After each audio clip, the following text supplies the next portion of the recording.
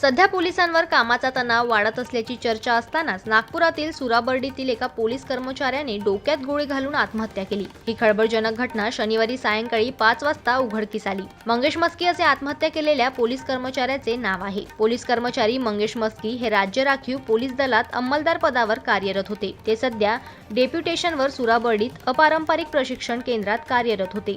तेथे त्यांना गार्ड ड्युटीवर तैनात करण्यात आले होते। त्यांची पत्नी सुद्धा नागपूर पोलीस दलात असून वाडी पोलीस ठाण्यात कार्यरत आहेत। त्यांना 2 मुले असून ते पत्नीसह अपारंपरिक प्रशिक्षण केंद्रातील पोलीस क्वार्टर मध्ये राहत होते। मंगेशला दारूचे व्यसन होते। गेल्या काही दिवसांपासून तो तणावात वावरत होता। त्याने शनिवारी सायंकाळी 5 वाजता गार्ड रूम मध्ये कर्तव्यावर असताना SLR बंदुकीने डोक्यात गोळी घालून आत्महत्या केली।